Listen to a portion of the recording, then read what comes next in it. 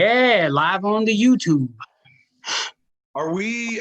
Is this video like last time the video itself was saved for a while? Like This will be Posted right- saved.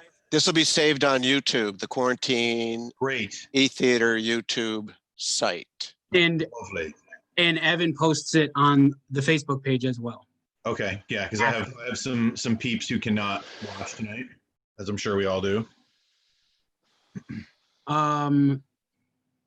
If anybody in YouTube land is joining us, we can't see if you're there, but welcome. Thank you for being here tonight.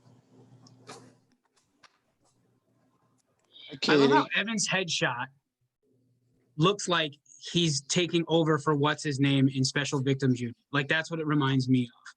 We've Like, got he's one. taking- We've got one watching on YouTube right now. Oh, That's good. me. Welcome. That's me. Evan That's Jones, me. Evan Jones is going to play Stapler Jr. That's how I feel about it. Hi, A Jay. good headshot. It's not a bad headshot. Really. Evan's here. Where'd he go? I'm here. Um, I'm Oh. here. There's a giant fly in my bedroom that I'm trying to kill.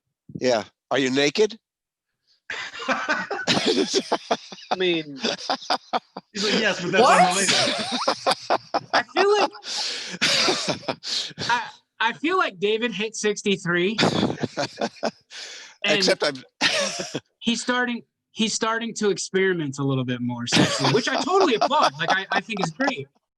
Not that there's anything wrong with No, not at all. Not at all. I just that. I'm a little jealous. He never really hits on me. It's this damn fat suit. That's right. Hi, Jay. Hey, what's going on? that was for you, Alex. I know you'd appreciate the Oh call shit, back. that was hilarious. Hey, Harv. Oh, hey. Miss you. I'm Harv. Beautiful. Most heartbreaking moment of that whole show.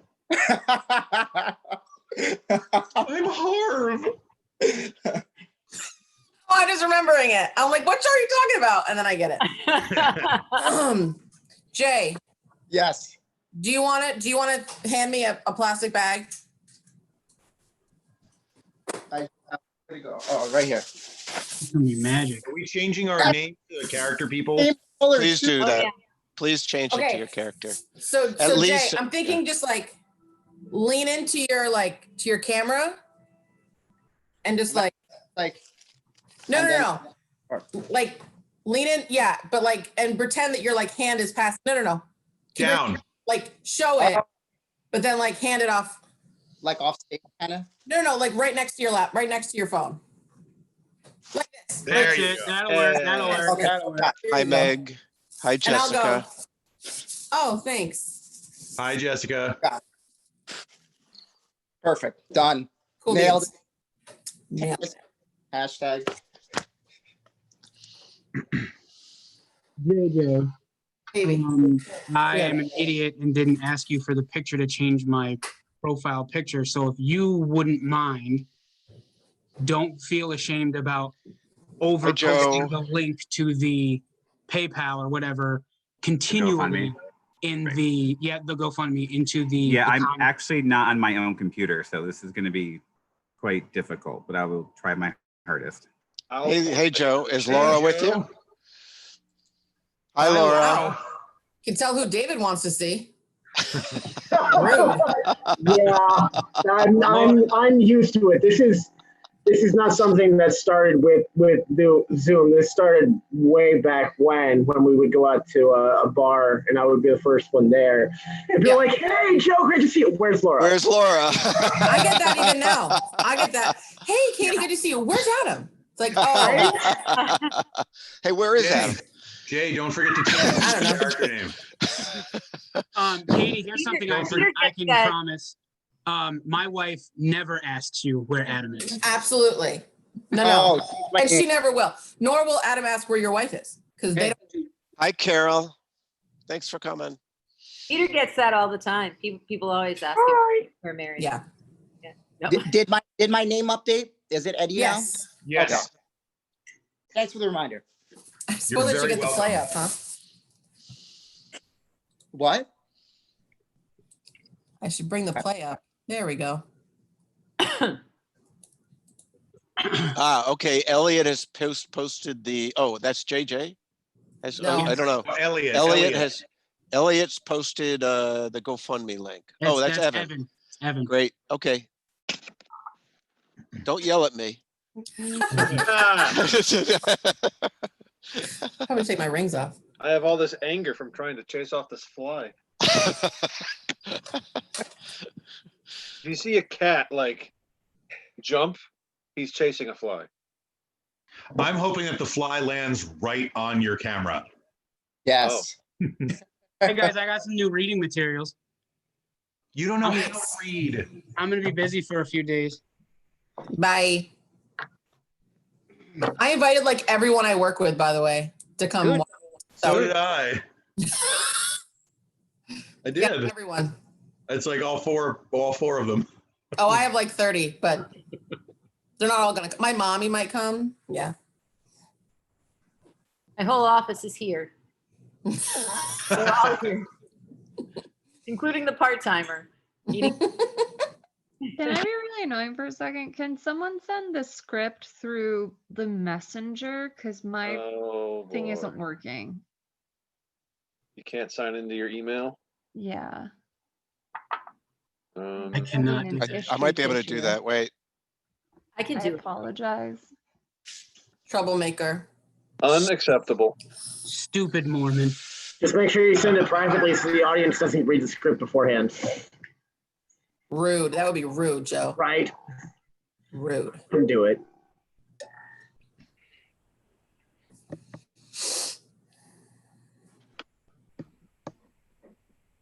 We're so quiet. Ah! I figured my character would wear LuLaRoe, so hence the shirt. Okay, Meg. the very least, she Meg, would I wear just sent it LuLaRoe. to you. Meg, I just you. messaged it.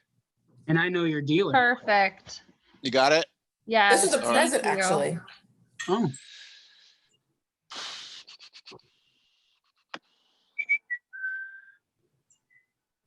Carol Durant, have you ever read the play Emergency by Daniel Beatty? I didn't. Nope. No, sir. The reason I ask because you write poetry. I just read it, and he's a poet as well. And in there, his famous poem "Knock Knock" is in it. If you've ever heard the "Knock Knock" poem, it's awesome. Like "Knock Knock, who's there? We are." I got to get you a copy of this play because it's a one-man show, and it's awesome. Like, so a slave ship comes out of the Hudson River at the Statue of Liberty, and the city goes nuts. And this guy plays like 15, 16 characters. Hi, Brittany. Hi, Awesome. Lynn. Awesome. Great. I'd love to read it. Thanks. I'll get it to you somehow. Hey, how you doing? Hi, Man. friend. How are you? Pretty good friend. Am Hi. I too early? I feel like it's only the actors. No, you're fine. Other people. Okay. Yeah. I'm so excited. It's Hi, only the actors. Oh no, you know what I mean. I agree with you too. How's the North Country, Brittany? It's the North Country. I That miss you guys. It's Baby, good. I mean, will you fill us with water, please? there's not much to do except go No, to class. there's not. That's all I can do is go to class. But Wait, are you- nothing's open. Hey, Marissa, how are you? Welcome back. Oh wait, Brittany, I didn't know that you went away to school. Yeah, like I'm Plattsburgh. going forever. No, I'm just kidding. Plattsburgh. Back to our alma mater. Hey. Hey, hell yeah. My my hometown. sister, Hey. Fellow That's right. I Plattsburghian. forgot that, Katie. My mom's hometown. Ooh, even better. Wow. Is it really? Oh, Dannemora. Oh, okay. Oh my Yeah. God, even better. You don't want to advertise that one anymore. How are things in Jack? Why not? Because of the prison break. Well, just the prison in general. My grandfather worked at that prison for 30 years. blame Everyone I him. know works there now. My I mean, grandfather was in all that of them. prison for 30 He years. was Grandfather, or your father? Is the fly, Evan? yeah, sorry. Was that to me? Stop your video Stop next time. talking. My grandfather worked at that prison for 30 years. Dannemora. Oh, wow. Yeah. I have a good It's called- Dannemora story for another time. Clinton Correctional Facility. that, David Rhodes. I'm I calling. mean, he was dead for like 15 years when the prison break happened, so he had nothing Still to do with his that. fault. Sounds like an excuse. Just saying. True. I get that. Mary, guess what's in my glass? What's in your glove? Oh, I'm. Wait, I can see you. I think I know. Suddenly. Is it dirty? Ah. Dirty. Like, do you even do Hi, you even know Maggie. what How are it is? you? Hey, Welcome. lemon gin. Yeah, it's lemon gin, of course. Girl, it's still summer. Yeah. Still Until summer. tomorrow, is that what everybody's thinking? Is like tomorrow is the official start of fall because it's no longer. No, it's still going to be 70 degrees. Hi, Rich. How are you That doesn't tonight? matter. I got a new car today. Is Judy What'd with you you? get? I got a 2018 Toyota Yaris. Ooh. Oh. I bought it Nice. online. Fancy. Wow, really? Yeah. Weird. So Wow. Evan, did they deliver it already or Yeah, I got it today. stop? Really? So how's it driving right now? Hi, Rich. Great. A lot better than my other car. Well, Wait, yeah. did you do like Carvana or something? Like one of those things? Yeah. Groom. Car OOM. Nice. Super Yes, easy. it I'm is. never Yeah. going to a dealer ever again. Oh, My good. mommy. Marge. Hi, Marge. My mommy. I know. Aw.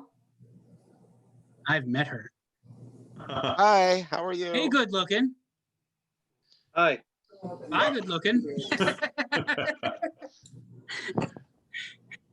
No, Marge, don't go away. No, it's okay. I told her to turn her video off. It's fine. Oh, That's what you do. well, yeah, but you don't have to do it now. You turn your video and your sound off, or Dave yells at you. Boys, what are we thinking? We give it a couple more minutes because we're like at 2 minutes, but Thank you too. Well, I'm going to start talking. I'm going to start introducing it at 7:28, Brian. Thank So- you too. I Yeah. can keep admitting So- people and keep talking at the same time. Can you? Yeah, That's difficult. Wow. I've got skills. Well, that's you want to impress me? Do all that and bench press. Yeah. Probably good. Be right back. Hey, Colleen and Tony. Yeah. Oh, tropical. Oh, my tropical. Oh, yeah. That was Zeus's background. I think I'll go with that. Catherine Weinberg, Katie, is that a relative? Well, I'm sure it's a coworker. Strom, You That's another coworker. Daniel Gallagher. Hey, Dan. Oh, damn. And it's a party now. What are you eating tonight, Dan? Something fried. I Something invited fried. my cohort to come. I don't know Hi, if they're gonna Jen. come on or not. I don't recognize this next name. Mev Ludikin. Oh, that's mine. That's my coworker, Mev. Oh, okay. I told you I invited my entire coworker, Hi, all my Jen. coworkers.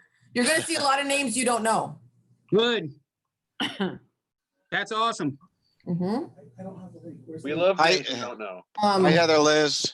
Hold on, I'll face it. Is John with you too? Yes, Oh, we're still getting You do? great. Great. Hey, Hi, John. Diaka. Wow, so many. Hi, Jean. I haven't seen in so long. There's Heather. Well, Hey, I'm going Heather. to start talking a little bit. I want to welcome everybody back to Quarantine Theater. We've been away for a little bit. We've been having a summer. We've been having a wonderful summer, and we've got a wonderful production for you tonight. We're also on the YouTube feed if anybody's looking for that, and if anybody's like looking to see this at another time, or if you know somebody who's missing it, they can see it on the Quarantine Theater YouTube channel. Tonight we've got a play written by J.J. Buchner and Angelique Powell called Quarantine Life. At least it's called that now. It's a working title. And this will be with us tonight in the show are Angelique Powell, Alex Perrone, Katie Weinberg, Jay Bang, Med Jupin, Mary Darcy, and there's one other, somebody help me. There's somebody else in this. Evan Jones. He's Oh, gonna that be guy. We're Tonight, we're benefiting the Local Arts Guild of Saratoga, better known as, probably to you, as LAGS. That was founded by JJ, and it's run by him now. So make sure that you go to, if you go to the chat function, there's a GoFundMe link that JJ has posted, but he's used his character's name tonight. So if you see From Elliot to Everyone, you can click that. It's not something besides fundraising. I think everybody, if people could start turning their videos off. Rich, let's see, Daniel, Jen, Colleen. Great. And if you're not muted, I got to admit some more people. If you're not muted, please do that. Once we start, what I do is I start just shutting people stuff off involuntarily. So I want you to stay after. We're going to have what I believe from last night's discussion is going to be a riveting, emotional question and answer session for the writers and the actors. It's going to be hosted by Mary Darcy. Please stay for that. And before we move on to the show and everything, next performance is Sunday, September 20th at 7:30 p.m. So that's a Sunday. And that's a play that was written, the script was written using the exquisite corpse technique. So there's actually 6 writers. There'll be more about how that was composed, and it's called The Dysfunctional Philosopher Gracefully Swindles the Broken Clown. Hey, Gene, how you doing, Remy? Yes,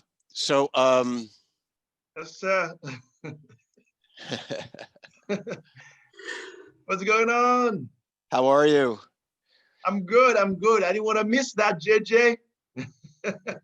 David, before we get started, let's give JJ a minute to talk about LAGS. Oh, yeah. Thanks. Good. Thanks, Evan. JJ, take it away. Tell us about your company. Okay. Local Actors Guild had their first production September 11th, 2006. We did a stage reading of the show The Guys, a two-hander written about a psychiatrist and a fireman that were involved in 9/11. And then we went and did a production of The Graduate. And then I said, well, let's just do a whole season. So we've been doing seasons ever since at the Art Center in Saratoga. We've been able to bring shows to Saratoga that normally wouldn't come to Saratoga, such as, Angels in America, The Normal Heart. As many of you know, Saratoga it's a progressive town, but Angels in America wouldn't be the first thing you think to see in Saratoga. And we're also have been doing some original shows. We've been doing new play festivals. So trying to get new works out there to people that might not normally get a chance to produce their new works. But, and going forward, we're unfortunately not probably going to be doing our next season that we had planned. So we're going to be doing 3 original works that'll be read virtually, and Quarantine Life. It will be a full-length production in May of 2021. This is a small portion of a full length that will be finished. Was supposed to originally be finished by me, but now I have a wonderful writing partner in Angelique Powell. So so it's going to be great. And I'll give the new name right now. We might as well. The new title is A Tale of Two Pandemics. So, but that's all I got. I hope you enjoy it, and I hope to hear from me after. I think everyone will. Thanks so much, JJ. So get ready for a treat, everybody. Just sit back and somewhat relax and enjoy the show. Welcome to Theater Night in the Capital District. A Tale of Two Pandemics by J.J. Buechner and Angelique Powell. Setting: a 5-bedroom house in Albany, New York. Scene 1, February 15th, 2020. Okay, so I've made a list of questions to ask our possible new roommate. I also think that we should ask him for some references, and maybe we should ask for financial information. Aren't we going a little overboard? I just think we should be thorough. We don't want some crazy person living with us. He's not crazy. We all know him. I'm just saying, just because he's our favorite bartender at McGeary's doesn't mean anything. Josie, he's been here for parties, and if memory serves, he spent the night in your room. Which I'm still jealous about. Josh, no matter how many times he takes his shirt off because you asked him, doesn't mean he's gay. He's straight and a good sport. Spaghetti is straight until you cook it. Oh my God. He is not going to want to live here with this thirsty queen. I don't know why we need another roommate. The house is paid for. I know, but Grandma left it to us.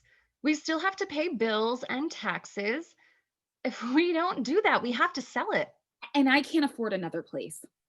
Can't either. You're a lawyer. A lawyer with student loan debt. Plus, I feel like I'm living out my 90s friends fantasy. At least no one has to ask if we can afford this place. Most people know it's paid for. And I couldn't imagine living with anyone else. It's like we're a family. We've been through so much together. Can someone please stop her from watching any more Hallmark movies? I don't watch that many. Then why is our DVR filled with Hallmark Christmas movies? Basic. Basic, said the pumpkin spice queen. It smells so good. Can we just focus, please? I still think we need to ask him questions. And I think we don't really need to interview him. We all like him, and he's a bartender. He works late, and he probably sleeps all day. The only person that would be affected by him is Terry, who works from home. And we'll probably get discounts on drinks. Of course, liquor is the first thing on your mind. You know I love a discount. We know. Your TJ Maxx candle collection shows you love a bargain. Listen, it's almost 1 o'clock. He'll be here soon. Just promise me none of you will say anything embarrassing. Why is everyone looking at me? Like you really need to ask that hooker. I promise I won't ask him to take his shirt off. Sober Josh doesn't do that. So we got kicked out of City Line for a different reason? He was a cute bear cub. You know I love bear cubs. Just look at Elliot. So we're only married because I'm a bear cub. I thought it was my glowing personality. The doorbell rings. Saved by the bell. Good morning. Good afternoon, Eddie. Hey, Josie. Hey, everyone. Eddie, thank you so much for meeting with us today. We're very excited you could join us. We are looking forward to the possibility of you joining our family. Here we go. No, thank you all for letting me come here today. Oh, Josie, I almost forgot. I brought this back. Eddie hands Josie a plastic bag. Sorry, it took so long to give it back. Oh God. Thank you. What's in the bag? It's nothing. Your panties. Josh, don't start. I'm not. I'm just asking a question. Josh, if you don't shut up, I'm calling Mom. Hateful. Thank you for bringing it back, Eddie. We have a couple questions for you. Actually, Josie has a couple of questions for you. We're all pretty much good with you living here, but Josie over here loves her lists. You'll understand our pain when you move in. Wait till you see our chore wheel. Eddie, they're just basic questions that any normal roommates would ask. Eddie, I'm sorry for this. We'll entertain her. Okay, so just sit back, get comfortable, take off your Josh! Coat! I was going to say coat. Were you, though? Yes, I was. It's all good.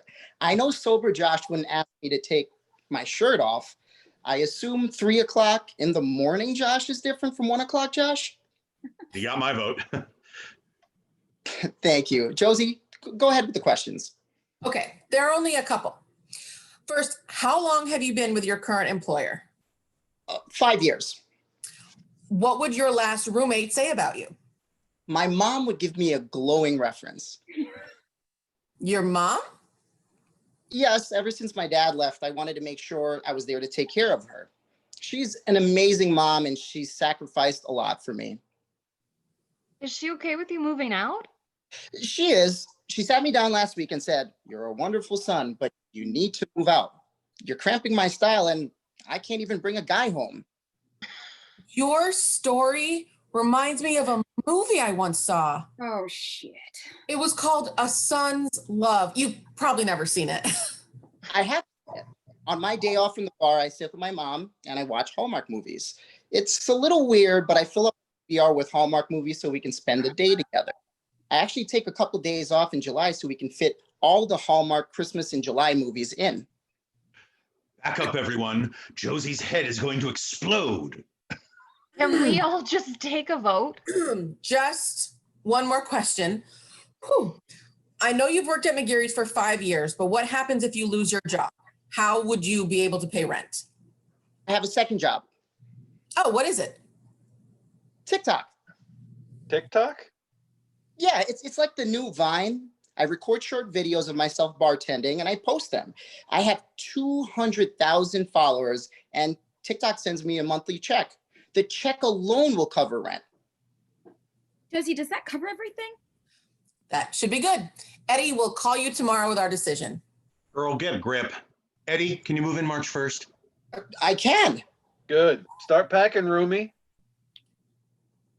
Thank you all so much. You won't regret this. And now you'll get the friends and family discount at the bar. Oh, praise Jesus. Thank you so much, Eddie. We'll see you March 1st. I still think we should have asked him a couple more questions. I have a question for you. What's in the bag? I said it was nothing. Oh, nothing, my ass. It's personal. Josh, give me that bag. Wait, we want to know.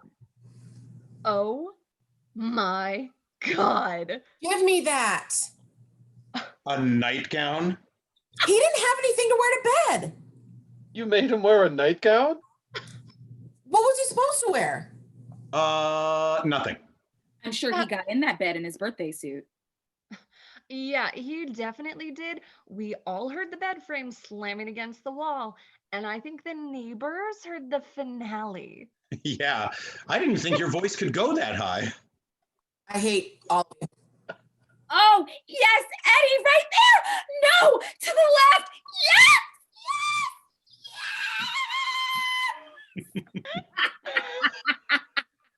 Oh, come on, Josie. We're only kidding. Yeah, your voice doesn't go that high. Scene 2, a week into pause. I would like to call this meeting to order. Do you guys always have tenant meetings? No, this is a new one. Since we all have no clue what is going to happen with COVID-19, we should be prepared. How many things do you have on your list? Do you really need to ask that? I'm guessing at least 20 talking points. I'm just trying to prepare us for a possible long quarantine. If we all have to be here 24 hours a day, 7 days a week, then we need a plan. Terry already works from home, and now Josh, Ashley, and I have to. Elliot and Eddie are laid off now, so we have a house full of people trying to work from home. Our Wi-Fi is crashing every day. We're going to have to make a schedule. We all work the same hours. You can't alternate our work hours if they're set in stone. No, I know that. I'm just saying that we all can't use the Wi-Fi all the time. I have to. If I don't do my TikToks, I'll be broke. My unemployment claim hasn't gone through yet. Is there any way you could schedule them when we're on lunch? I can try. Elliot? I only use it for streaming movies. Which is overloading the Wi-Fi. Can't we just get a Wi-Fi booster or something? They're all sold out on Amazon. What am I supposed to do all day? You could start making masks. You've had that sewing machine for 2 years and you haven't used it since you made our Winnie the Pooh and Tigger costumes. I don't have enough fabric. There are boxes of fabric in the attic from our grandmother. Just think about it. I will. So now that the schedule's over, can I finally start the series? We aren't done. Rosie, calm down. Eddie, just start this stupid series. It's not. It's the #1 streaming Netflix series right now. It will help us all take our minds off this quarantine. Do you really think some idiot who owns tigers in Oklahoma is going to take our minds off quarantine? We'll see. 1 hour in. I literally have no words. 2 hours in. Does it really only cost $2,000 for a tiger cub? No, Josh, before you ask, we can't have one. 3 hours in. There is no way that is him singing. Wait a minute. He has 2 husbands? Don't get any ideas. 4 hours in. Did she just say something about spreading sardine oil on someone? 5 hours in. Carol Baskin killed her husband, whacked him. The series ends. Did I seriously just sit for 5 hours watching that? You sure did. I still can't believe he talked about his dead husband's balls at his funeral. What did he call them? Golden nuggets. Maybe when Elliot dies, that's how I'll remember his balls. Eddie, do you know what the best thing about this series was? No people of color in it. You damn right. What kind of white nonsense was that? Tiger King, the new episode. Come on, everyone. They released a new episode. They're talking to the cast members. I'll be right there. Just stop making masks for 2 minutes. Okay, thank God it's only 1 episode. Do you think they'll interview that bitch Carol or that weirdo with the 15 wives? Where's Eddie? He's making a TikTok. I'll go get him. I can't believe I'm actually excited for this. I'm still in shock that his new husband is so hot. You think he's hot? I do. Oh, come on. You thought Meth Mouth was cute. I didn't say he was cute. I just said if I slept with him, it wouldn't be my worst Tuesday night. Oh my God! What's wrong? Nothing. I saw nothing. I'm sorry, Ashley. It's okay. I'll knock next time. What just happened?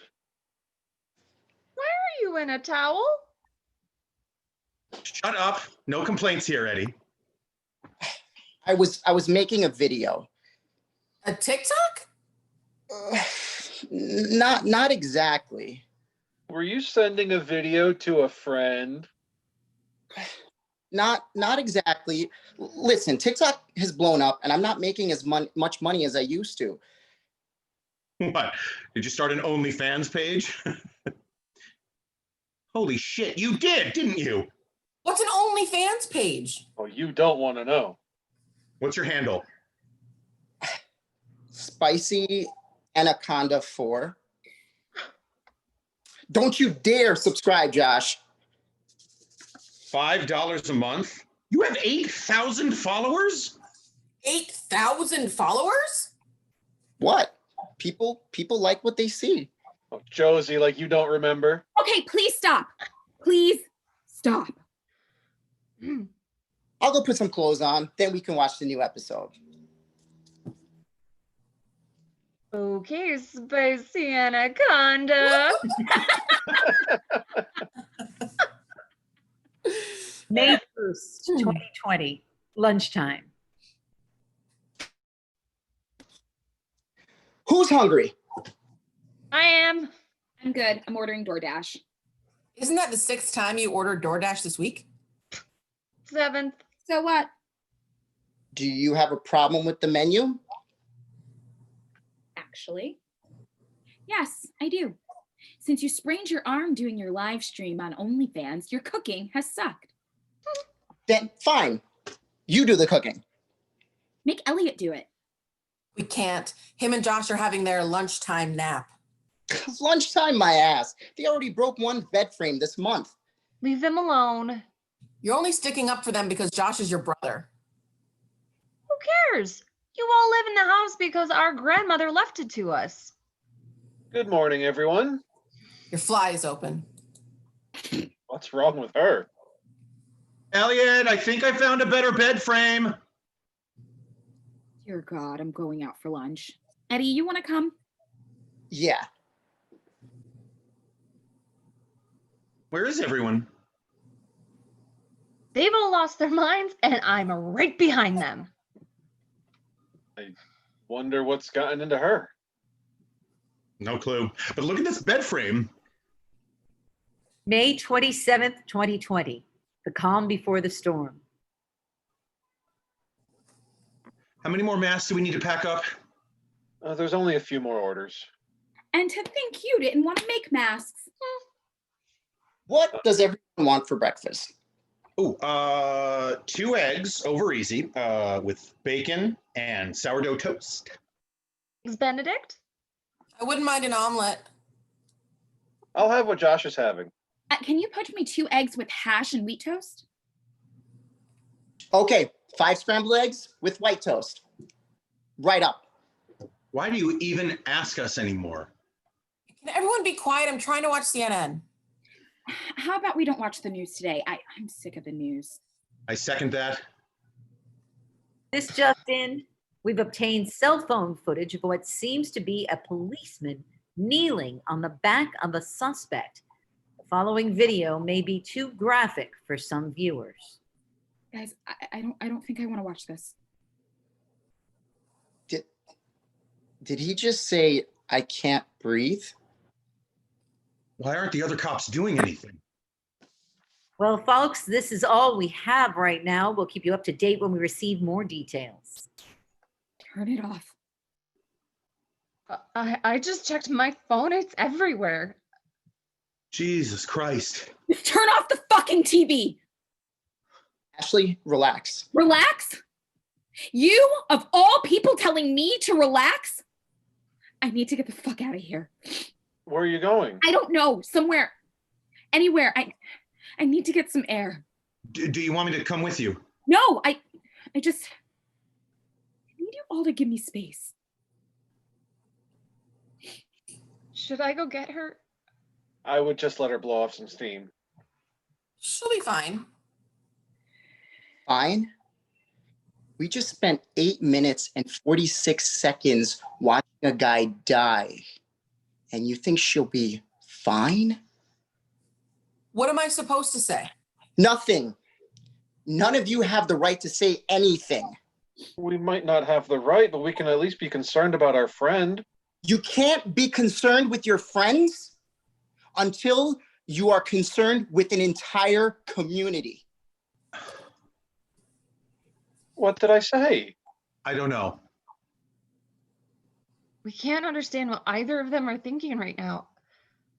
I think the only thing we can do right now is just listen. May 31st, 2020. I should never have let Josh go with them. Why aren't any of them answering their texts? Looks like a war zone out there. Has anyone seen any live footage on Facebook? Turn on the news. Channel 13. We take you live to Albany, where the police have come face to face with protesters. What turned out to be a peaceful protest now has turned into a confrontation with police. Protesters wanted to get their message of hope and peace out and are now having to worry about police retaliation. Why won't Josh answer his phone? There's so many people there, I'm sure no one has service. We've just gotten word that police have deployed tear gas and rubber bullets, and the protesters have started fighting back. Shut it off. But shut it off, I said. We'll just wait. Oh my God, what happened? Eddie, Ashley, and I were at the protest, and things just went crazy. Eddie and Ashley, they didn't want to leave. I begged them to just come home, but Eddie took off with a group of people, and then Ashley took off towards the police. I ran after her, and then I don't know what happened. Okay, the next thing I knew, I was in a driveway off Henry Johnson Boulevard. Okay, 2 guys just pulled me there, and I got shot with 2 rubber bullets. One in my leg, and the other one grazed my head. 2 black protesters who I didn't even know just pulled me out of harm's way. No questions asked. They just helped me. They did more for me in 10 minutes than I've ever done for their entire community. Sit down. Where's Ashley and Eddie? I don't know. Are you okay? I'm fine. Where's Eddie? He got arrested. Arrested? What do you care? That's not fair. Not fair. I asked all of you to come with us tonight. You have been asking me, pleading with me, begging me to tell you what you can do. And for what? So you can leave it at your performative black fucking square? You're the first one to call us a family. But what kind of family is this when you can't even stand up for my black body?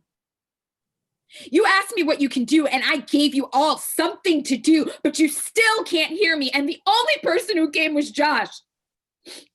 I can tell you what's not fucking fair. Ashley, don't. Why not? At least you had the strength to go. I didn't even expect the rest of them to go. Do you think this is easy for me? Do you think I'm not afraid every time I join the front line? We wanted to be here if something happened. Well, Eddie's in jail and Josh is bleeding, so obviously something happened. Josh, where did you go? I lost you when you ran, okay? Then I got hit. I told you to stay with me. I just couldn't stand around anymore.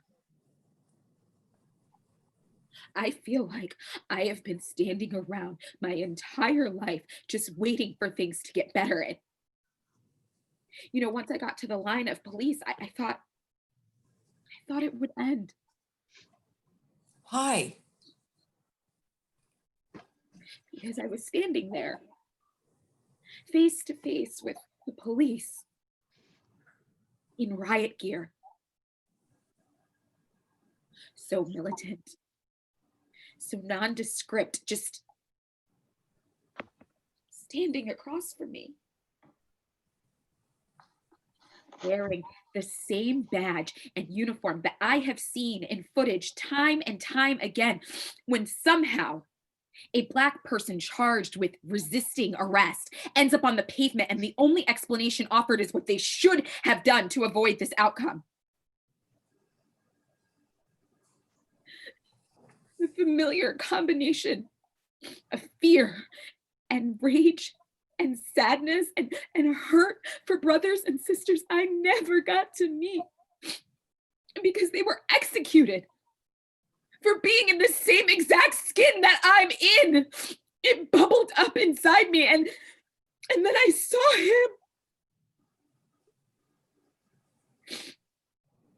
My little brother. A Black man. In full riot gear. With a shield. We stared at each other for what felt like forever. And it all just hit me like a ton of bricks. I have been filled with so much pain for myself, for my people, for George Floyd, Atiana Jefferson, Sandra Bland, Trayvon Martin, Mike Brown, Corinne Gaines, Tony McDade, Emmett Till, Breonna Taylor, Amadou Diallo, for a system that was never designed to protect us, that I couldn't imagine what my brother's day-to-day might look like. I didn't know what to say. So I looked him in his eyes and I said, I'm so sorry.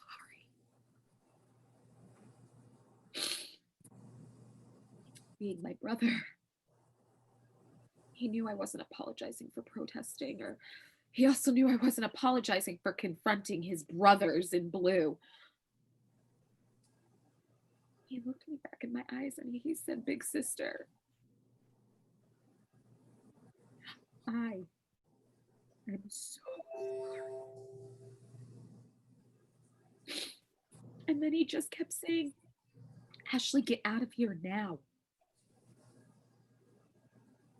And then I went deaf. The tear gas, it just started, and I'm just standing in a cloud of smoke and I couldn't breathe. And then I heard, "Go grab her now." And I was on the stoop with milk being poured over my face, and I couldn't see. When my eyes cleared, I was sitting on the floor of an apartment, crying. And an elderly Black woman was cradling me as her 14-year-old grandchild watched, and he ran into the crowd and pulled me out of harm's way. I couldn't stop crying. And she just held me and rocked me until I stopped. She brought me to the bathroom and cleaned me up. She gave me some clothes and offered me a place to stay overnight. And I told her I had to go home.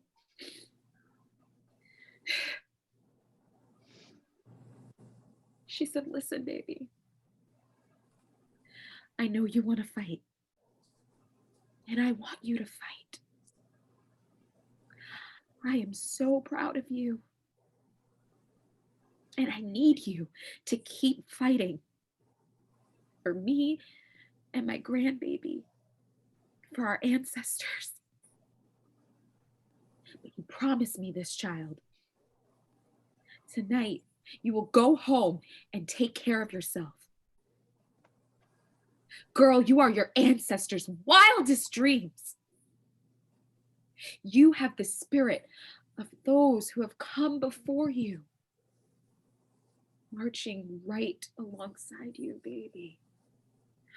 And you have every right to be enraged. But you're gonna need your energy for tomorrow and the next day. You can't pour from an empty cup, baby. Our fight has only just begun. And we're gonna need people like you and my grandbaby to keep fighting when I'm gone.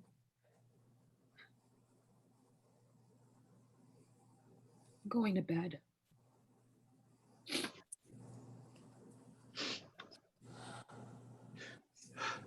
Someone help me up. I'm gonna go talk to her. Shouldn't you rest? Rest? I think we've all rested enough, don't you? Ashley's bedroom. Can I come in? Is it just you? Yeah. Then come in.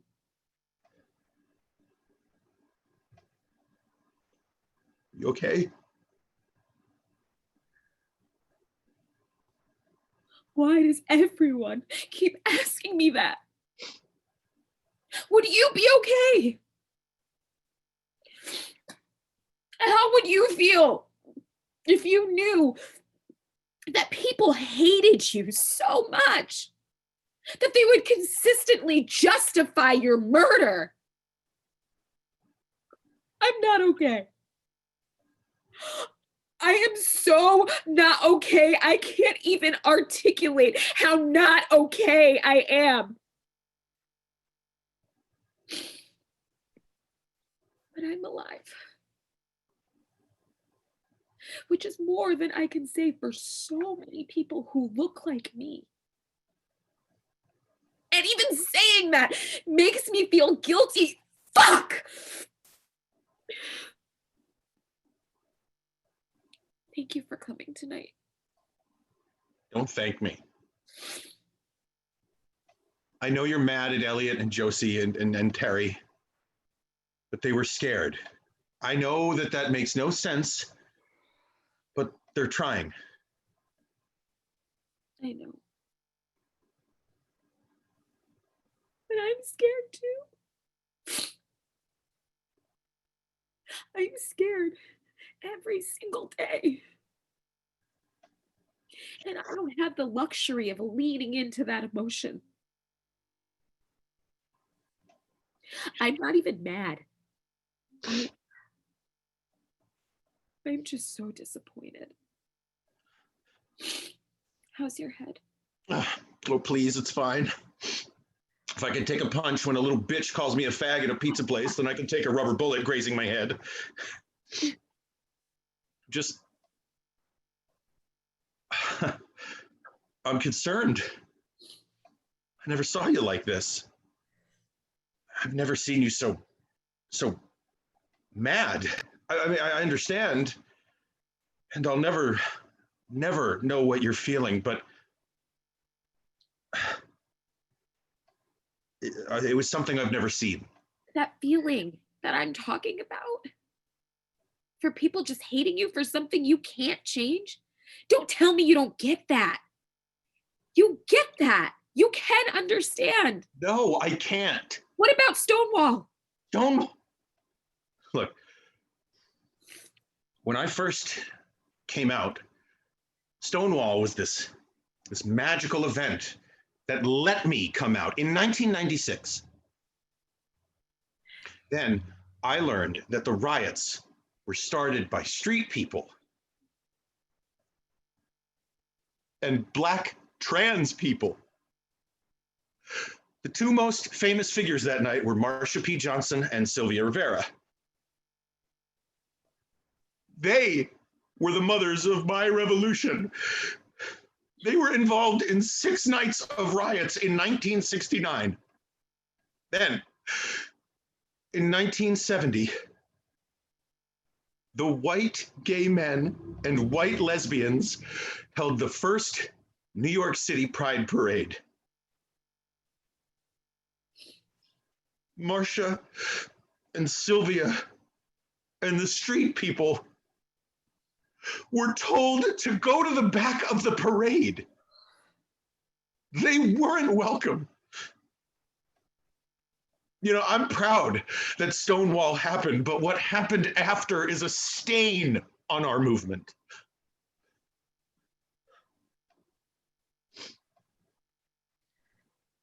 I'm sorry I got you into this tonight. I wasn't even going to go. But today, my dad, he texted me, I'm so sorry. I never thought you'd have to live through this stuff too. Well, I promise you, I won't let you live through this alone. The next morning. Okay, we have 3 cases of water, 4 gallons of milk, and everyone has made their signs, right? Yes, and God, you sound like Josie. When is she going to be back with Eddie? She just texted me. They're on their way. Can't believe she bailed them out. She wanted to. Has anyone checked on Ashley? She's still sleeping. Well, hello, jailbait. Really, bitch? What happened to your head? Oh, nothing compared to what's going on in the world. What's all this stuff? We decided we were lame for not going last night. I know it's not much, but it's a start. Good morning. Eddie, are you all right? Yeah, one night in jail is nothing. Josie bailed me out. What are you all doing? We wanted to do something. We're going to the monument in Washington Park, and we are going to stand there all night if we have to. We have tons of supplies. Honestly, you're all ridiculous. Who even organized this protest? You don't have to do this. Yes, we do. We made signs.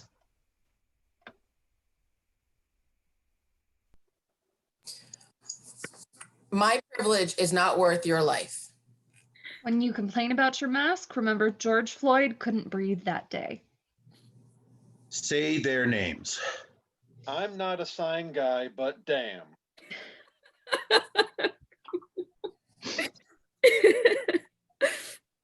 I have to go change. You never need to change. You look fine. Let's go. Why aren't you guys moving?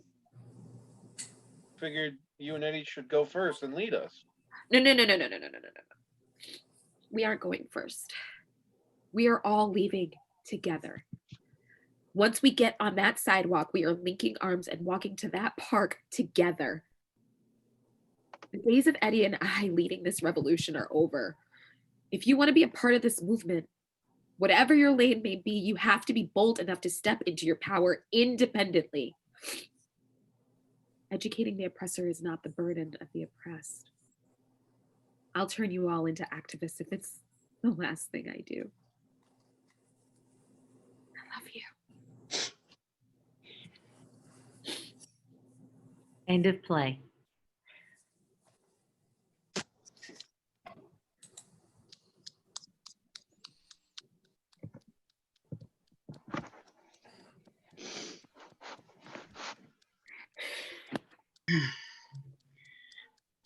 Dope. Bravo, bravo. Well done, everyone. That was amazing.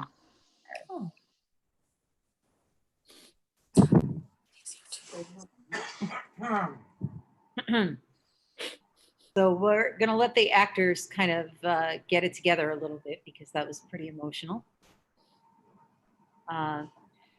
This is the second straight night that I've watched you all, and I have the same ache you know, that I had last night. We're going to have a quick Q&A. If you all have any questions, I think they get texted in the thread. Is that what happens to them, David? Yes. Yeah. Okay. They can text in the thread, or people can Put their- unmute to ask a question. They can also their raise a hand up, hand wave. function. Okay. Great. We definitely are welcoming questions from the crowd. Let's start. JJ, you got it together? You okay? Oh yeah, yeah, I'm good now. I'm good. let's have you start with just sharing a little bit about how this play came to be. Well, the play came to be that I started writing a little bit during COVID because I was like, I love my husband, but the only person I've been with since March is my husband, and I'm working from home, and I wrote a very short 10-minute play based on Leslie Jordan's, well, shit, how y'all doing kind of thing. And we had this lovely little thing. And I said, you know what? I still want to write something funny. I have to write something. I have to laugh during this quarantine. I really, really do. So I thought to myself, I'm just going to write a play for, 6 of my friends to read one night. Kind of cool. Like if the sitcom Friends happened right now in Albany during quarantine 2020, like fun. Like what would Phoebe sing? What would Chandler say? What, that kind of thing. And then the world exploded. And I thought to myself, if I do not address what's going on in the world with George Floyd and Albany, I would do a disservice to the Black Lives Matter movement. So then I said, I didn't know how to address, how to say what I was feeling. And then I went to the protests in Troy, and I was surrounded by 11,000 people. And my husband and I kind of stayed on the fringe of the protest. And then the march happened. And next thing you know, my husband's like, oh, we should start marching. Let's start. I said, okay, cool. So we didn't realize that we were at the head of the march. And we turned a corner and we came face to face with the Troy police. And my husband and I were like maybe 6 of 6 white people that were there in the beginning, because we didn't realize that, as soon as the protest starts, you should march, but you didn't realize, okay, you're going to be right in it. You're going to be in the thick of it. And there was a moment where I was staring at the police. I was staring at snipers on the roof of the Troy Police Department, and they had us all take a knee, and my husband has bad knees. So I lost my husband for a second, and then they were like white allies to the front, and I moved to the front, and I completely went deaf. And in that Ashley's monologue, that was the moment that I went deaf. And I came home and I started writing, and I wrote the second half, the George Floyd murder. But I realized after writing it, having Carol Durant and John Remy and Angelique read it, they gave me some really great feedback. But then I read it again and I said, you don't understand, I think, as much as you understand. You understand the struggle because you have that Stonewall kind of thing, and that kind of protest. But I really looked at the Black Lives Matter movement through, God, very candidly, the whitest white eyes in the entire world. I live in Saratoga. I'm a big old white guy. I'm a big old gay guy, and my struggle only comes from being gay and not waking up every morning worried to step out of my house or waking up in the morning because I was just sleeping and someone killed me. So I knew how to tap into some of that energy. And then I passed it along to Angelique and I said, listen, I need you to look at this. And we went back and forth. And then I cornered her for a 3-hour Zoom call about a week ago. And I said, you need to help me with this monologue. And so I forced Angelique Powell to become playwright in 3 hours. And she sent me the script. And she said, I also went back and changed some other things too. And she did. And now, after it was done, I said to her, this is going to be a full-length play. And it's either going to end on one of two dates, when the election goes right,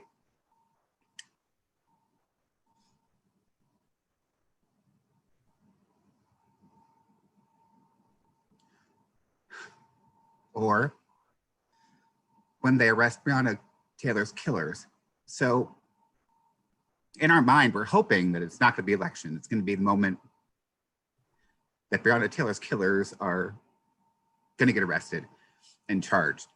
I'm hoping that's what it is. And I'm excited to see what Angelique and I can create, because what we've done so far, I feel very passionate about, and I'm looking for the future of this play. So, okay, Mary, you gotta talk now, 'cause I'm crying again. Go to the other cast members. Okay, we're gonna talk now. There's something, and I think anybody who's tried to do this, and you don't necessarily have to try to do this to know, but if you've tried to do this, you know that it takes courage to write, even if it's something that you're passionate about. It takes courage to write a play. It takes courage to write any play, to put your words and your thoughts and your feelings out there. But to write a play like this, and then to have the self-awareness to say, oh no, is a big deal. But then Angelique to step in and to write something so incredibly personal. I can't imagine how you did it. Did you have trepidation when JJ offered you the opportunity, or asked for your help, really? Yeah, for sure. I've been going back and forth a lot with just like, through all of this, thinking about a lot of different things, right? I am a Black woman, and there's a lot of different layers to this Black Lives Matter movement, and my brother is genuinely a police officer, so that can be polarizing in our family at times. But I have been struggling with the idea of being like the token in a lot of ways throughout my life, whether it be professionally or in the community theater atmosphere, or even amongst friends. Like, I just, a lot of times you hear token and it can be, it's used as like a joke, but I feel lately that we should just call it what it is, and it's exploitation, right? You're exploiting your Black friend, or, you're the Black creative, the one that you allowed into the room, right? And so I've been going back and forth with that, and with a lot of my different interactions, and rethinking everything. So when JJ came to me, I totally trust JJ as a director who cast me in a part that wasn't a traditionally Black role. So, someone who didn't tokenize me already and respected me as a creative just because I am a creative. But I still struggle with the idea of being like this one Black voice, right? Because we are not a monolith, and we don't all think the same thing necessarily. We don't even necessarily all agree on the right solution to this, right? And so I am constantly struggling with like this weight, whether it be weight that I've put on myself or weight from years of being the one Black person in the room. I think it's a combination of both, of what is the most responsible thing to say? And did I fuck it up like for the entire Black community when I said it? And when I articulated what my opinion is. And so I was scared when JJ came to me, and this is probably why we played a little bit of a dance and I dodged him a lot. But then when I sat down and another death had happened, and I was just like, you know what? You need to say something. You need to use your voice, and you are a Black artist who I like to think is respected enough that some people will listen. And so that's where it came from. You know, when we talked about this a little bit yesterday, you mentioned also not knowing if you were saying the right thing, and you feel like you're this weight of speaking on behalf of the whole Black community. And it just kind of blew my mind, right? Because at the same time as you're trying to figure out what is the right thing to say, what is the right thing to do, just from a personal standpoint, like JJ, I grew up in Saratoga. I mean, I'm a white lady. I'm white, you know? And I was sitting there saying, what is the right thing to do? Right? Is the right thing to say? Like, we're all, this is a commonality, but from other sides of the. Yeah, it is. It is. And I just think that, like, you know, I don't think any of us has the answers, right? And I think that when that comes, not just talking about this specifically, but just in life, right? Like, I don't think any of us really knows what the fuck we're doing. But I do think, I just think we need more love. There just needs to be so much more love in this world, and so much more love for each other, and so much more empathy. Like, I really think that people are lacking in empathy. And I find oftentimes, and I talk about this a lot with my friend group, that Black women have like this abundance of empathy, right? Because we exist in so many different identities, right? Like, I'm a woman, but I'm also Black, but, you know, and then also like I have queer Black woman friends, and then non-binary or gender non-conforming. And it becomes, but I've always found, and you'll see at the front of every single movement, like, Black women are there to support it every single time, because there's just this wealth and abundance of empathy for experiences that I may not experience, but I can put myself in that position. And I just feel like this world needs so much more love and so much more empathy. Yeah, I no arguments here at all. One of the things that I found, and I said this yesterday when we talked, but that I found some comfort in, and again, maybe from my position of privilege, right, was that all of them walked together, and that your character said, no, you will not lead, you will not follow, we are walking together. Yeah. But I think, you know, like you said, like, everybody, many people have different ideas of how this would go. Was that your decision or JJ's decision that you all walked? So, it was JJ's decision, and I just altered it in the sense that, you know, in the original version, it felt more like they were all walking together because, like, you know, just like the after school special ending to like this gangbuster story. So I altered it a little bit just to, like, for the messaging to be that, like, we're not leading because you've all asked us to, because we also don't have the answer to this, and we didn't create this system. Right. So, like, we need you in this fight with us as, like, sincere allies and not performative ones in order for the system to be dismantled. Is that the message, or is there another message that what do you want people to come away from this play with? I just want people to have more grace for themselves, for each other. Like I said, nobody really knows what they're doing. And this is a system that needs to be broken, and it needs to be dismantled. And I think very much like the patriarchy, we need to understand that nobody is served by this system. And I think once people start to really recognize where this system also does not serve them, then the power of the work can really begin. JJ, what about you, or anything else that you want people to take away? Oh, absolutely. And I think the huge takeaway came from me with that long conversation I had with Angelique, because we had that 3-hour conversation, and I think we went over the script for maybe 15 minutes, because everything she wrote, I was like, yes. But then I said to her, you know, I belong to this very small political group of people who are very political, and there are 3 older gay white men in there, and then there is me, who is younger, who's been through, you know, the 90s, which was that sort of time of protesting as a gay person, but we had it very easy almost in the 90s a little bit. And there's another person there who is bisexual and married to a woman of color. And we were the only 2 at the Troy protest because the 3 older ones don't want to get on the front lines. And I understand that. And I said to Angelique, which is a direct thing from the play, I said, what can I tell them to do?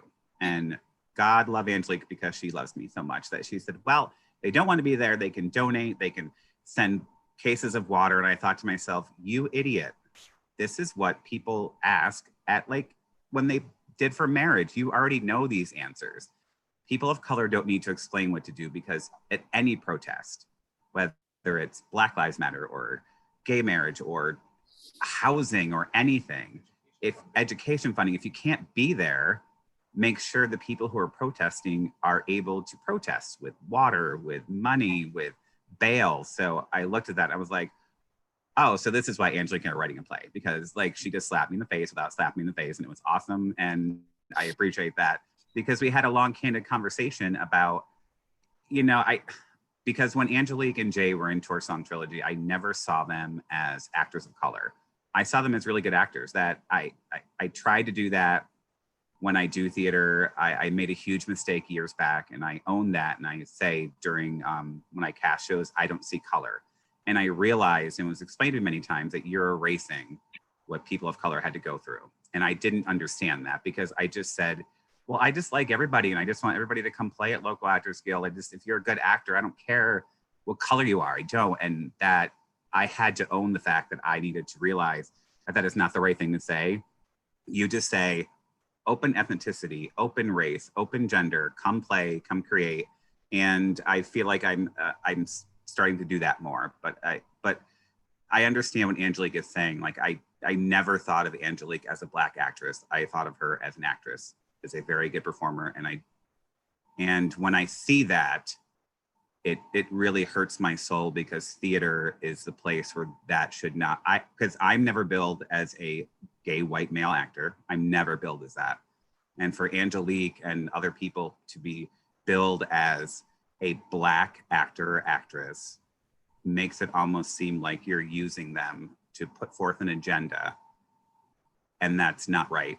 It really isn't right. And I hope that going forward, I really want to be that theater that's like, no, I won't stand for that. You come into my theater, whatever you are, what gender, what race, what age, I don't care, your body type, come play with Local Actors Guild. I was just about to go to the actors, but before I go to the actors in general, one of the actors is raising his hand. So Evan Jones has something to say. Yeah. I just wanted to say, piggybacking off what JJ just said, Local Actors Guild for years has been one of the most progressive companies in terms of casting people regardless of their type or what they are or what they identify as. JJ wants good actors, he wants good performers to do good theater about important subjects. And that's why it's so important for people to support Local Actors Guild, because more so than just about any theater, JJ just looks at you. He doesn't look at what you are, he looks at you. He looks at the soul of the person. It's true. It's true. And the actors who play there always have a lot of heart, you know, because JJ recognizes that. So that's terrific. To the actors in general, anybody want to speak to what the thoughts you had when you read the piece? You know, Brian's been raising his hand for a while, Sorry, Mark Brian, Mary. I missed you until just now. So before we get to them, let's get to Brian. Just a few things. You know, well, I had a meeting. I met with Angelique and Remy like days after, and we had this like great conversation, and they were crying and I started crying, and it was really raw, and it sparked me to start reading as much as I could. So like I've been starting reading, and what I've learned is what JJ was just saying is, you know, I've been guilty of putting someone in a token role, and not on stage, but in general, or using someone's artistry in a token capacity.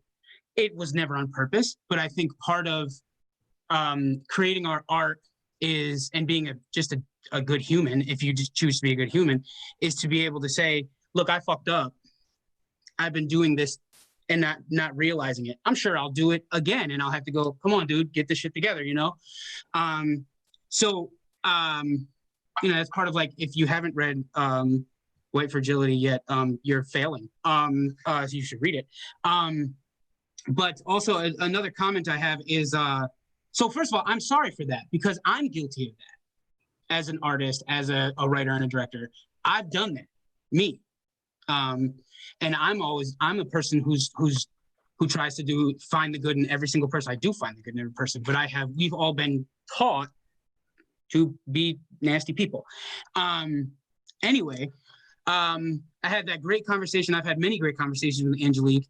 And I just need to say that I applaud you both, but JJ, I'm glad you got her to write, because not only have we been watching you be a great actor on stage, we all knew you were going to write, Angelique. It was just a matter of time. So, you know, from your posts on Facebook and everything, you know, your posts and the stuff you post, like the memes and stuff, is great. But like when it's your words, it's crazy inspiring. So like, welcome to the damn club. The writing club. Yeah. Yeah, I'm looking forward to seeing what's next, Angelique. Anybody else want to chime in, actors, on what it felt like to read this for the first time? So I thought last night when we read it, like a lot of people also, there were a lot of times over the last couple of months, specifically over the last couple of months, where I thought all I want to do is speak up and let everybody know how awful I think this is, or what, you know, there's so many things that I wanted to articulate that I either didn't feel it was, I don't know, appropriate at certain times. I wanted to listen more. I wanted to hear what other people who are more directly affected by this, what people of color have to say about this. It's not that it's not our place to speak up when we see things that are horrible, but I a lot of the time felt like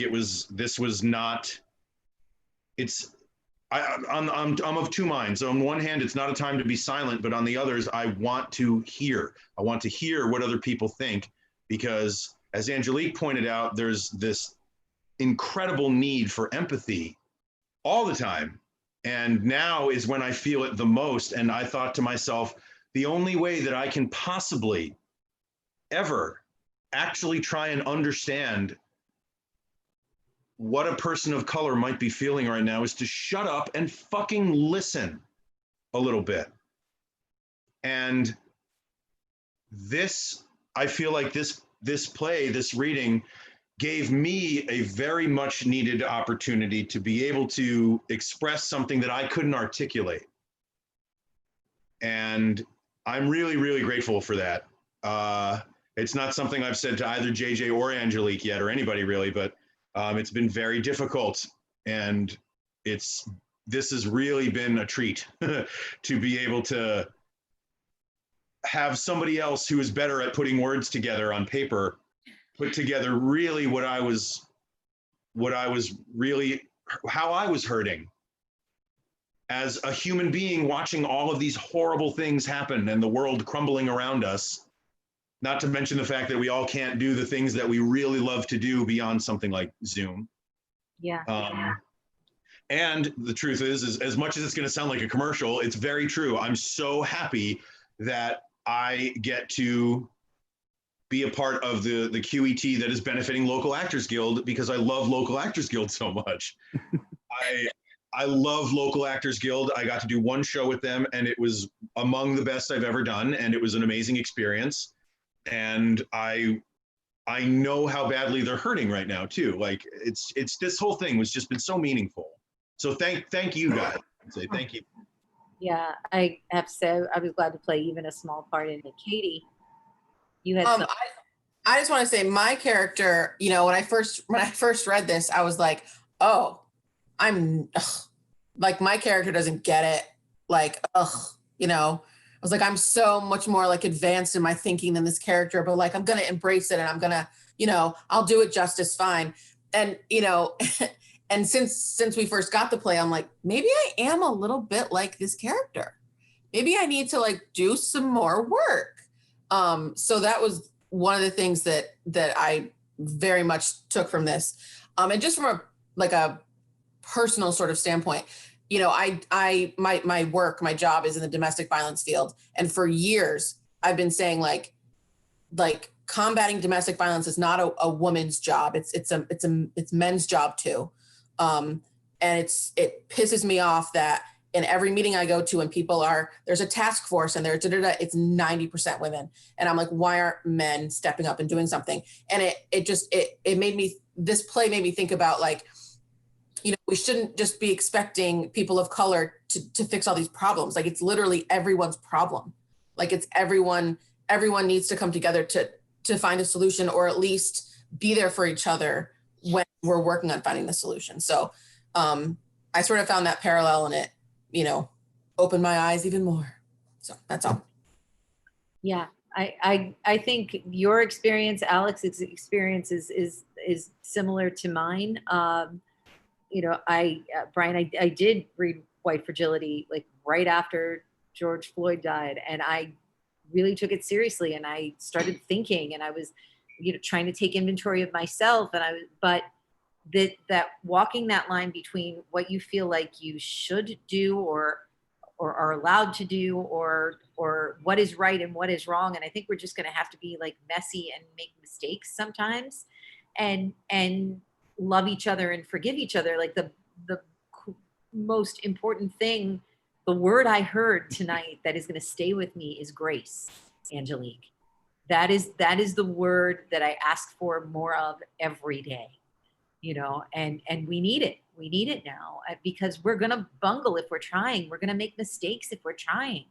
Yeah. But we're trying, all of us. I mean, you know. And it's definitely hard too. I mean, grace is a hard thing, because the idiot who has a platform and holds office in Washington said tonight while you were reading, I think came up on New York Times on my phone, that said, we will never surrender to mob rule. Just using the freaking word mob is not, it infuriates me. If I had hair, it would be falling out because the rage fills me. It's like, it's great to hear that, but it's also hard to stay graceful when you're dealing with a world that's half full of good people who need to be changed. I won't call them idiots.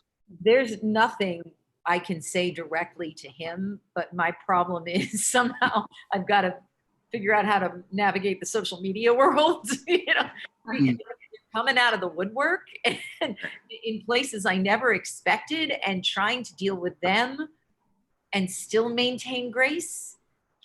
It's difficult. Definitely difficult.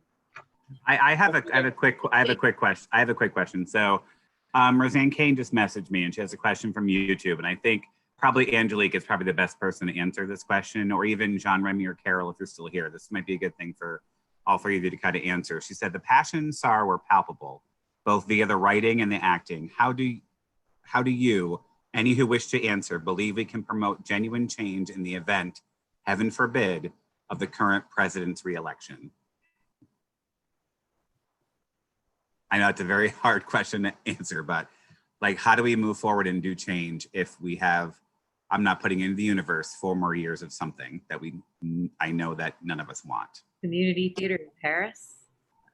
We just. I hear Canada is lovely. We could have a house, like friend. Yeah. I do see that. I see that Carol came off of mute. Well, funny that you said that, because that's the question that I've been posing to my circle of people, and the shock, the awe, and the distaste aside, we've been having those conversations, and you know, you have to go prepper Girl Scout to be prepared and make sure that it's mental, physical, and emotionally prepared. And that's what I personally am doing with my people who, you know, my inner circle people, and, you know, spreading it out to make sure that you're good. And I know this is not what people wish for, but to make sure that you are prepared, because we weren't prepared 3 3/4 years ago. So if it doesn't go your way yet again, you have to have a plan. That's hard. And Angelique, your hand is raised. Yeah, I totally agree with Miss Carol, but I would also say, like, there's not a change to the plan, right? We just intensify the plan. We just continue making art. Like, we're artists, that's what we do, right? So we lean in onto making art that is educating people and opening their minds, and we don't let off the gas, and we don't stop. Like, it's easy. I think that's a easier question to pose if you don't exist in a Black, Indigenous, person of color's body, because the thing is that man in office has exposed a mindset that has existed this entire time. So this isn't new. This is, and to be clear, Black Lives Matter started before he got here. I have been protesting for 10 years of my life. So Mike Brown was before him. Trayvon Martin was before him. Amadou Diallo was when I was 8 years old. So none of this is new. This is just more apparent to people because they're stuck at home with nothing else to do but watch the news and see social media and fight with each other about how they feel about it, right? But for me, this is a lived experience that I've lived for in all of my 33 years. And for my parents, for all of their years. And to be clear, you know, this all isn't just about George Floyd, because white people forget Emmett Till.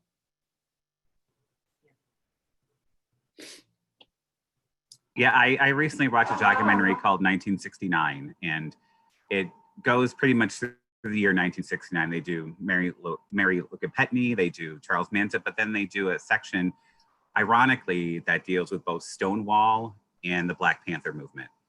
And I was watching it because I was like, "Ooh, Stonewall," and I was like, "Ooh, Black Panther," and I heard the Black Panther say Black Lives Matter, and it blew my mind, because I ignorantly, in my big white gay body, was like, "Oh, this is new. This is obviously a new movement because something happened." And I didn't realize how ignorant I was to that I understand the civil rights movement. I've read so much about Emmett Till and slavery, but the fact that Black Lives Matter movement was around way before me, it never put 2 and 2 together because I never had to. But conversely, I would say what a beautiful fucking time we live in right now, right? Because now everybody is forced to deal with this issue. And so something's gonna give. Regardless of whoever ends up in that office in November, something's gotta give. And there is everything in my body says that the work that I'm doing, the emotional labor that I'm dealing with, is going to make a difference for when my Black nephew is my age. Can I ask a question? And this is for anybody. We're talking about voting. We're talking about making change. Has anyone ever had an encounter with a Trump supporter or where they've actually changed a mind? No, never. A racist where they've actually changed a mind? Alex, you have something? So yeah, I haven't had an experience like that, but I actually really love this question because it raises an interesting point and a difficult one. So here we are in a group of rather, I would imagine, very, very wonderfully progressive people. And you pose the question, have we ever been in an encounter with a Trump supporter and changed their mind? And the answer is always like, oh God, no, how could you? I will play a bit of devil's advocate here and say, well, what is the chance that they would change your mind? It's zero. It's zero. The point shouldn't be, how can we get other people to see what I see? right? That's an ultimate sort of umbrella goal. But I always feel like when you're having these discussions with you know, whether it's religion or politics, it's always very easy to write somebody off if we don't agree with them. And that is not how change happens. You have to hear people. And that, again, I talk about empathy. It's so clear right now. You need to, I think we all need to understand each other a lot more instead of just encasing ourselves in and surrounding ourselves with people that think exactly the same things as we do. It can help to hear what other people say. It might make you feel really mad, but to shut people out is never a good thing. I don't think. And it's just been playing around in my head a lot that for decades and decades and decades, it's always been impolite to speak about politics or religion. And now that we have something like social media where it is easier to talk about these things because you're not face to face with people, you feel a little more empowered. And now it is so in vogue to sort of wear your beliefs right on your sleeve and let everybody know about it. Everybody is so empowered that it really serves to, I think, add to this divide. We've spent so long not talking about these things that now that we all talk about them, we don't know how to do it. No. So I thought it was an interesting way to pose that question. You know, have they ever changed their mind? I would say that shouldn't be the goal. Not in the sense that I think the question was meant. Right? No, I don't mean that you meant that was what you. No. It made me think of a point that I wanted to make that is just very poignant, especially in this piece. I mean, it's empathy is so important, and we cannot hope for things that we all really want, like real change and real equality, if we don't listen to people that we disagree with. Yep. Angelique, you something? Yes, I fully agree, except that I do think that that there are certain times where it's okay. And I say that because, like, I don't have the luxury of deciding whether or not to wear you know, my feelings on my sleeve because it's the color of my skin. And I would also say that Black Lives Matter, even though people like to identify it as a political issue, it's not a political issue. It's a human rights issue. And so that in and of itself, you know, if your beliefs directly continue to bolster like my disenfranchisement, then I feel like I have the right to kind of step away and be done with that person. Joe Quant, I don't know if anybody knows Joe, he's an actor in the Capital Region, wrote something on Facebook that I've been thinking about all week about, you know, how people who are not in this, you know, group that we have surrounded ourselves with tonight, Trump supporters and people like are watching, think about it like they're watching a different movie than the rest of us. Like we're all in the same movie theater, but they're watching a different movie. I don't know. It's been sort of sitting with me this week as is that a way, but I can't make that be okay. I can make that be okay with certain things, but like you say, Angelique, not with that. You know, I don't know. Well, in thinking about our rehearsal last night, it was funny when we got done and Meg said one of the most poignant things ever, because it made me think, yes, JJ, you have privilege, because Meg said the one thing during this whole thing that she goes, the most human thing for her in the play was when we were all watching Tiger King, right? Because who cared if we were black, white? We watched this mess during my husband, who is so political, who hates reality TV, sat with me and watched that from beginning to end. And it's remarkable how something that doesn't care about skin color or race or anything brought us together at the beginning of this quarantine. I'm sure there's people on here who haven't watched it. I understand your objection to Tiger King, but let me tell you, it got me through those first 3 weeks of quarantine. I'm on my 6th time of watching it fully, because when when I need to get out of where we are, when I need to stop thinking about Breonna Taylor or George Floyd for 1 minute, I put on this documentary of this gay person who has 2 husbands who raises tigers in Oklahoma. Like, blew my mind. Like, you exist and you ran for office. You ran for governor of Oklahoma and you got 11% of the votes. Blew my mind. Right? That, but that and I'm sure Meg can talk about that. Like, that's a weird thing, right, Meg, to be like, that's so weird, right?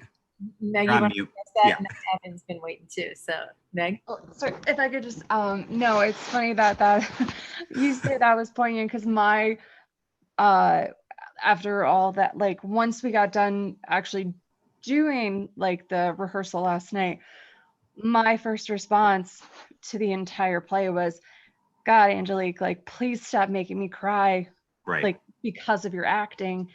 And like, she very honestly just broke down and said, I'm not acting. And I literally was just like, oof, you did it again. That was not the right thing to say. And I felt so bad. And we just all let it cry out for a minute. And I feel like that was like the most poignant moment for me of this like entire play, of just like, nope, you have to remember, like, this is a play, but it's all happening still, even though it's not happening to you. So I felt really bad about that, but I love you. I love you so much. And has anyone watched this stupid show on Hulu called Love in the Time of Corona? If you haven't yet, like, go watch it. But like, I thought it was like really funny or whatever until it like got too real, right? Like stuff like this. And this is why I suggested potentially like a trigger warning is like, it's all too soon. Like, and there were certain things that like, you know, parents dying and people not being able to be with their families, and then, you know, someone watching the video with George Floyd, although they changed the name. And like, I had the same reaction that Ashley has in this play, where I literally looked at my roommate and I said, turn it off. Like, I can't. Like, I understand that this is important for people to discuss, for people to relive, and art, it does such a great job of like shaping these conversations, but also like we spend so much time using art to like escape all of this shit, right? And so How many tigers are in that show? Well, now that I know I need to watch a good show, I'm going to find out. If it's more than 0, I'm in. Yeah. Do you have, is your comment about tigers? Maybe. Going back to the script, I wanted to compliment JJ and Angelique on the structure of it, because all great dramas need to have levity in order for the dramatic moments to resonate. And I think beginning this play as a silly Friends episode, yeah, and then it turning so quickly into what it turns into, that really resonates with an audience, with a reader, that, oh, this is so much funny, and then bam, you hit them with it. And then it's shocking what we're seeing, but we have to face it because it's real. And it's the realest part of this show. The rest of it's fun, and we all love Tiger King. But now that we have your attention, listen to this. I think what helps with that too, Evan, is the fact that these characters are at the beginning 100% archetypes, which helps when there's the switch and it makes it real. I mean, that is right. I mean, that is clear as day. A wonderful, wonderful thing that you put into the play. So that, I mean, that is awesome. There's almost something, and not quite, but there's almost something surreal, right? About like you're watching Monica and Chandler and Phoebe in one version or another, and then all of a sudden they morph into something else. You know? But like that was all JJ, and it was perfect. He's a brilliant writer. If you guys have not experienced any of the rest of his work, and director, and like one of my favorite people to work with, period. Like you said play earlier, Mary Darcy, and that's how I feel. Like going to work at local Actors Guild, not a commercial, I swear, is like going to play. Like just like theater, like camp. What does Mary Darcy call it? I call it Camp JJ. It's so fun. So does Melissa Hoffman. Same thing. Camp JJ. But I would say that like it also it reflects all of this, right? Like I feel like that's why I suggested calling it A Tale of Two Pandemics, because I feel like, thank you. I feel like we went through this period where like I almost feel like I got tricked into thinking for a few months there that we were all on the same playing field.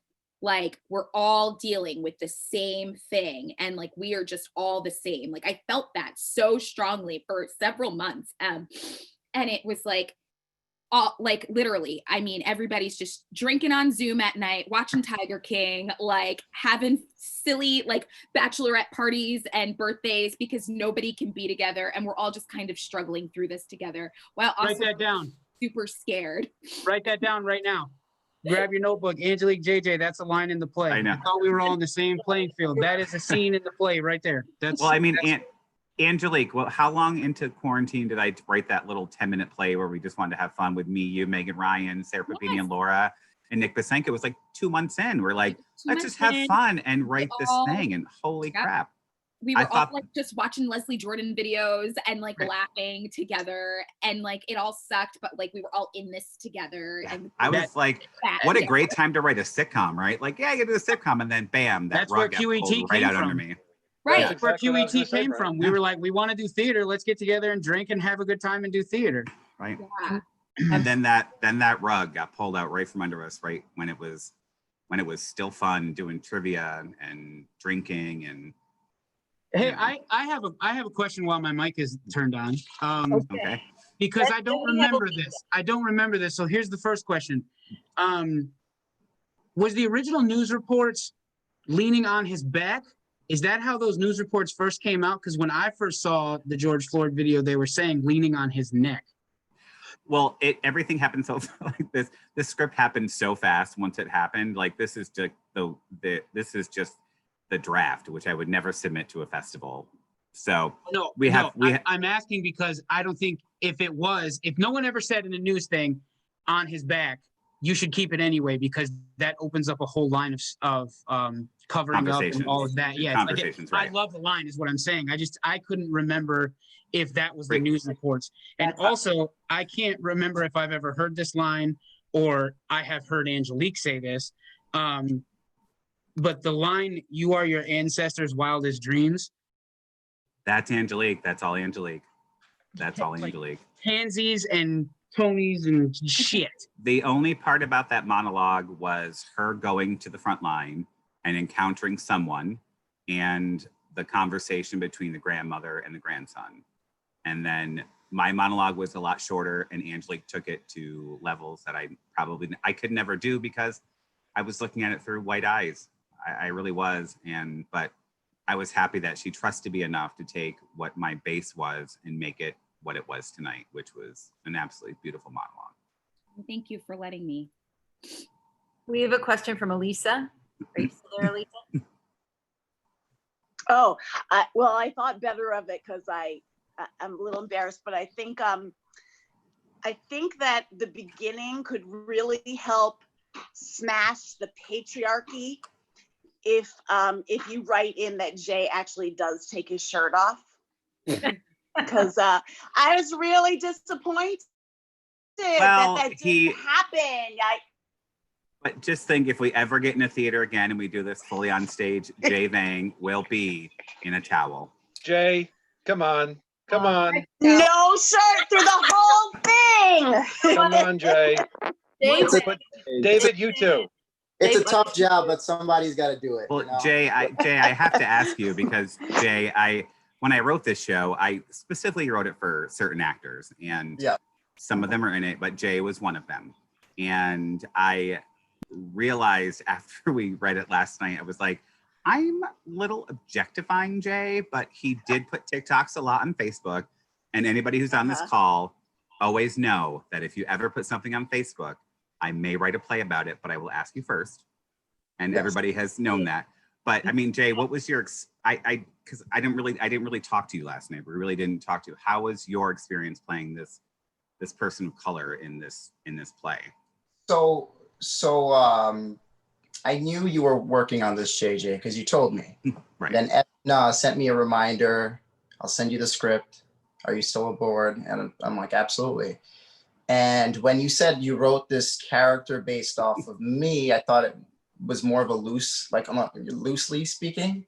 Then I was reading the script. I'm like, oh no, wait a minute, this is me. This is Jay. Like his name just happens to be Eddie.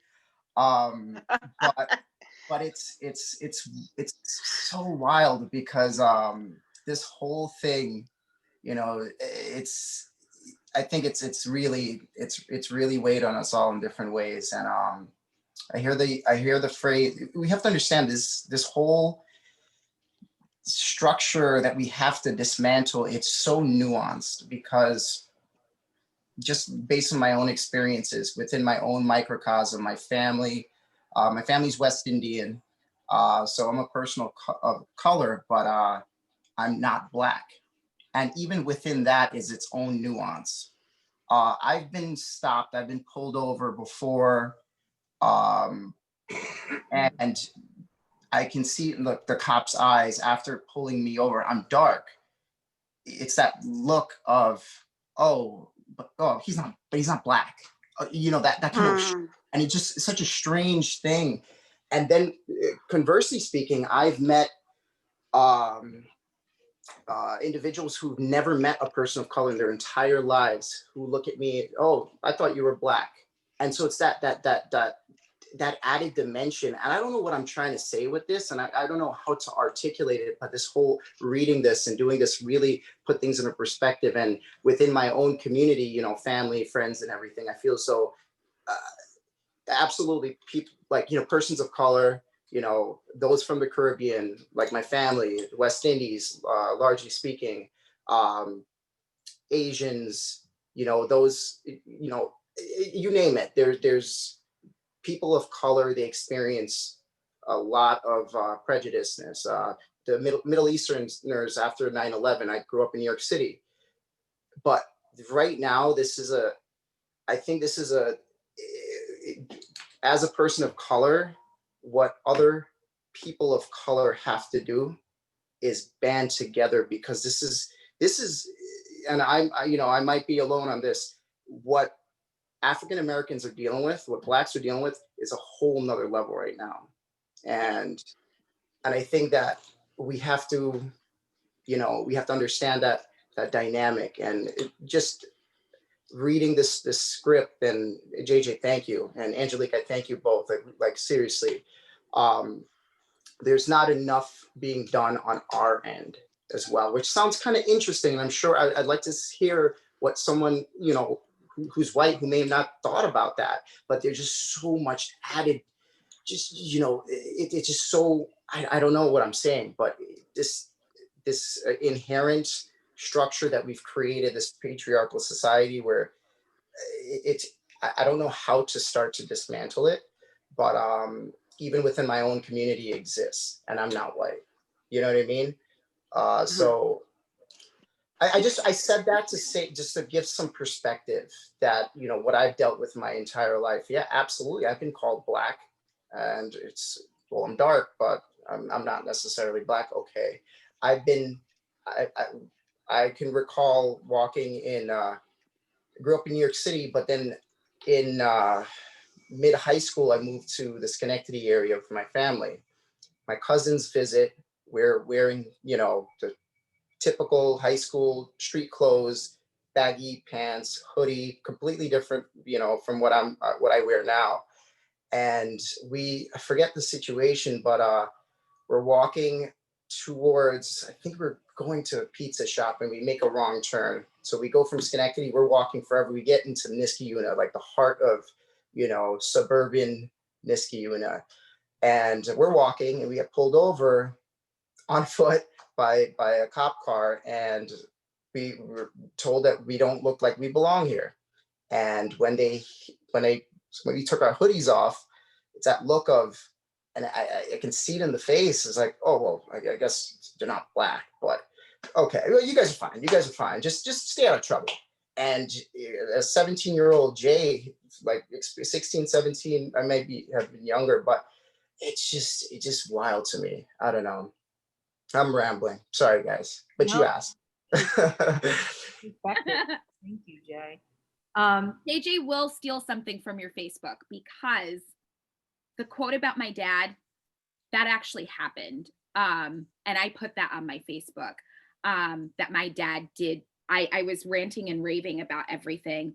And my father did say to me, Ange, I'm so sorry. And I really took that, and that was one of the hardest statuses of hers during this that I read.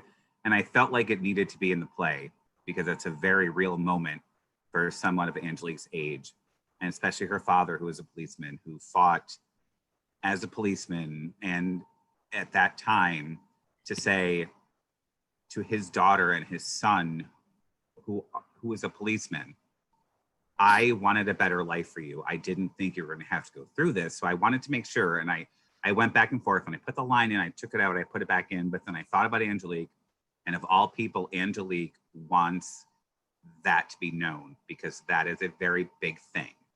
And I said to her, listen, I put it in there. I'm sending the script. I put that line in there.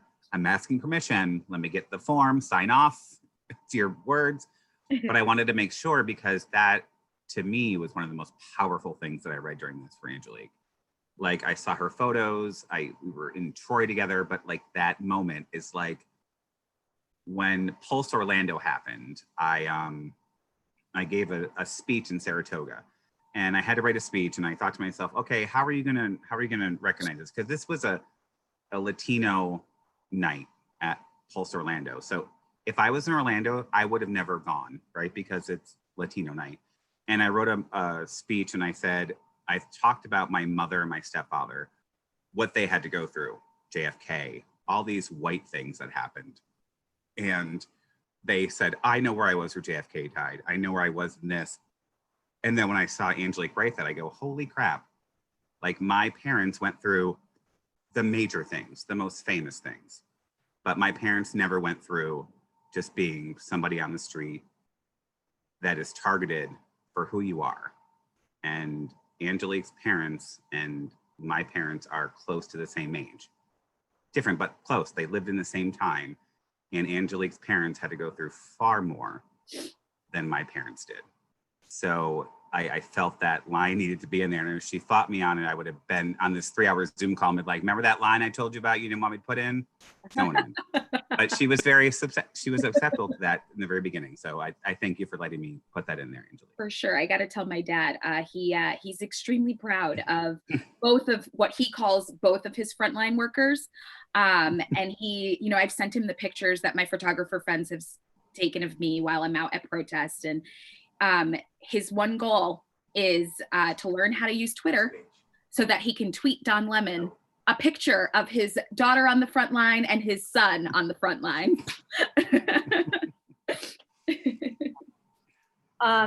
Guys, we've been at this a while, but I don't want to shut it down if people have questions. Evan's got something. Evan? I just was gonna, before we start to wind down, I just wanted to say that, Angelique is one of my best friends. She has been since we met years ago. And, I know I'm not the best person, and, I'm a white coward. And she has been so inspiring over these last few months that, I've realized that she's the most powerful person I know all around because of what she has to deal with, not by choice. And it makes me, it made me realize just how lucky I was to be born a certain way. And I had never thought about that before. It was just not part of my life, but now it is because someone I love is dealing with it. So I just wanted to say, thank you, and I love you. And you know that me and everyone else that you see on your screen right now will always be there for you. Yep. Except Alex. Yeah, Alex is rude. And you say you're a coward. I don't really like Angelique now. I'm just kidding. We've got a lot of people saying wonderful things about Angelique and JJ and the cast and the play. And then Margie says, encourage everyone to vote. We gotta not let off the gas. Yes, exactly. This oppression predates 2016. Dan Gallagher says, thank you for doing this and all the difficult work. It wasn't easy to watch, but necessary and well done. And yeah, I think you guys, David, that can everybody see these later? Or Yep. Well, Yeah. people can be reading them. We'll be the actors and producers and writers will be joining each other personally in a moment. Feel Great. free to flip. I encourage you to look through the chats. They're quite beautiful. Yeah, Some they of the really things are that have been shared. And also, this video, this whole performance and the Q&A and everything will be on our Quarantine E-Theater YouTube page. Right. As soon as we hit the stop button, it'll render and all that, and it should be up by the end of the night. The only thing that's missing, I don't think the chat function is in the YouTube thing. You don't get to see that dynamic. So take a look at it quickly, flip through it. And this was, probably our most important script that we've done. So please share it after the fact. We want people to see this. And we want people to keep donating to LAGS also. Yeah, JJ, tell them how to do that.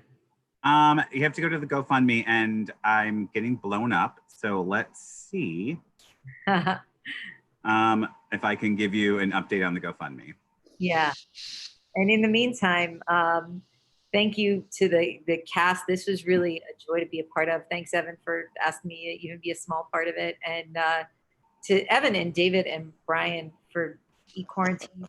I know that I have said this many, many times on Facebook and out in public other places, but to your faces, to your socially distanced faces, thank you for doing this. This has been a great way to keep a community together. Listen, this is first of all, it's our pleasure, and second of all, like we could talk about this and talk. And Brian, well, shut up, David.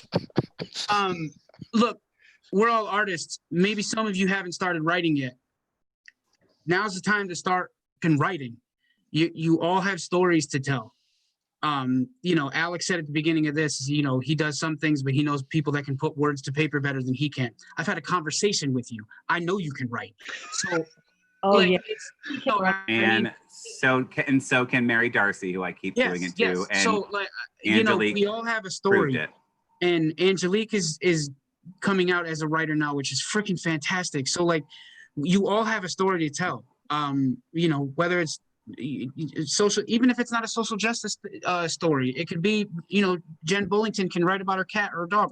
You have a story. We have this platform. So we didn't know we were going to use this story from JJ. We literally just said, JJ, we're going to do one of your plays. Which one do you got? So, well, we said have, because God's not, but right. And we've raised $293 out of the $200. Yeah, so we can do better than that. So share this video, talk it up.